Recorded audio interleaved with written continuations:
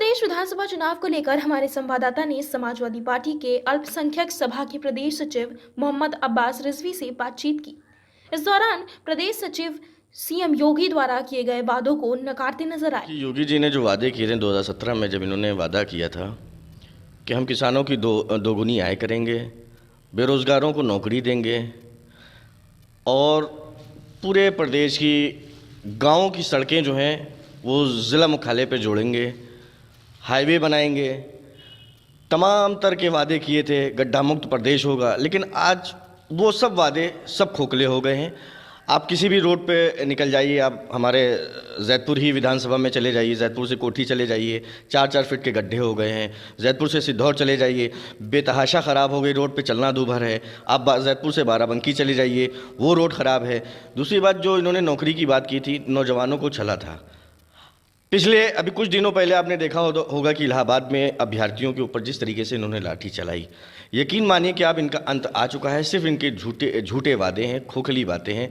सिर्फ हिंदू मुस्लिम के मुद्दे पे ये चुनाव लड़ना चाहते हैं। विकास के नाम पे ये दूर दूर तक कुछ नहीं है। विकास की बात करते हैं तो 2012 से 2017 तक जब हमारी सरकार थी, समाजवादी पार्टी के यशस्वी मुख्यमंत्री थे माननीय श्री अखिलेश यादव जी, तो उन्होंने एक आयाम विकसित किया था विकास का।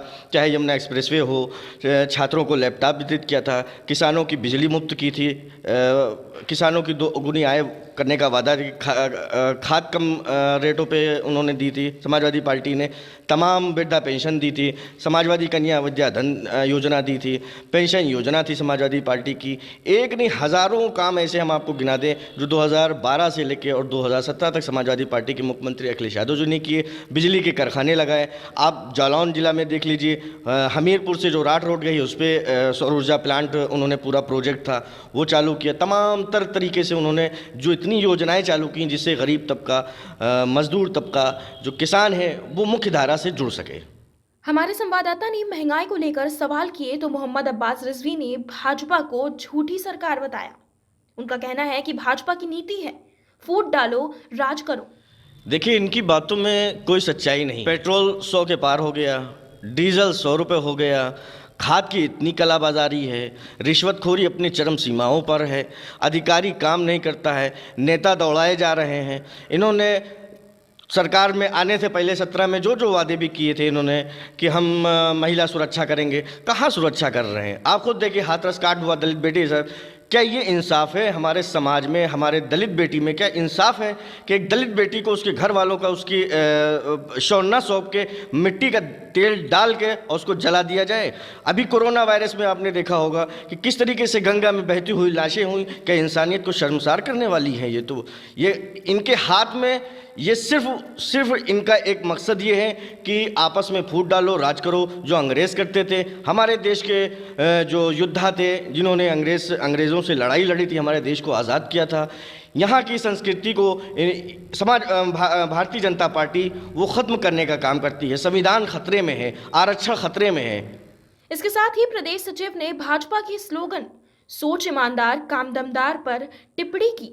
देखिए, अभी आपने कोरोना काल का फिर से जिक्र किया, तो कोरोना काल में हमारे उत्तर प्रदेश के जो प्रवासी मजदूर से दिल्ली से जो चले पैदल, महाराष्ट्र से चले, जो राजस्थान से चले, पंजाब से चले, उनको रास्ते में जगह जगह, चाहे वो पानी हो, चाहे खाने का इंतज़ाम हो या जो भी मदद हो, वो अगर किसी ने किया है या रोड पे दिखा है वो तो समाजवादी पार्टी का कार्यकर्ता दिखा है। दूसरी बात यह है कि इन्होंने जो स्लोगन दिया है कि ईमानदार, तो शायद हमको नहीं लगता है कि क्योंकि ईमानदारी इनके अंदर अगर होती तो ये सबका साथ, इनका एक नारा है सबका साथ सबका विकास, उसमें कोई सच्चाई नहीं है, कोई सच्चाई नहीं। भाई, हिंदुस्तान के अंदर, हमारे ख़ास तौर से उत्तर प्रदेश के अंदर, और उत्तर प्रदेश में जो हमारा ज़िला बाराबंकी है, यहाँ की जो गंगा जमुना तहजीब है, देवा माँ देवा की पावन धरती है ये। और दूसरी बात ये है कि इनके नारे में कोई सच्चाई नहीं। इन्होंने जितने टिकट वितरित किए हैं सब भ्रष्टाचार। जब ये खुद एक क्रिमिनल है, क्राइम करके ये आए गद्दी पे बैठे हैं, तो ये प्रदेश कहाँ संभालेंगे? इनकी कोई सच्चाई नहीं। 5 किलो राशन में आवाम को, जनता को बहकाना चाहते हैं, 500 रुपये में बहकाना चाहते हैं, रोज़गार की बात नहीं करेंगे। अभी हमारे समाजवादी पार्टी के मुखिया माननीय श्री अखिलेश यादव जी ने ऐलान किया है, मैनिफेस्टो भी जारी हो गया है कि 300 यूनिट बिजली फ्री देंगे, किसानों को सिंचाई के लिए मुफ्त बिजली देंगे, किसानों के लिए एमएसपी बनाएंगे, किसानों के लिए स्पेशल 10,000 करोड़ का फंड हम बनाएंगे 1 साल के अंदर, बेरोज़गारों को नौकरी देंगे, महिलाओं को 18,000 सालाना पेंशन देंगे, लैपटॉप वितरण करेंगे, कैराना से लखनऊ एक्सप्रेसवे बनाएंगे। तमाम पूरे प्रदेश में जो भी इंफ्रास्ट्रक्चर के कार्य हैं वो माननीय राष्ट्रीय अध्यक्ष जी ने ऐलान किया है, हम करेंगे। और जो सबसे बड़ा मुद्दा है, समाजवादी पार्टी ने जो कहा है, हमारे माननीय राष्ट्रीय अध्यक्ष श्री अखिलेश यादव जी ने, कि हम 2005 से पहले वाली जो पुरानी पेंशन योजना है वो हम बहाल करेंगे। इससे सीधे सीधे 12 लाख, तकरीबन 12.5 लाख रिटायर कर्मचारियों को सीधे लाभ मिलेगा। तो हमारे राष्ट्रीय अध्यक्ष जी एक रहमदिल इंसान हैं।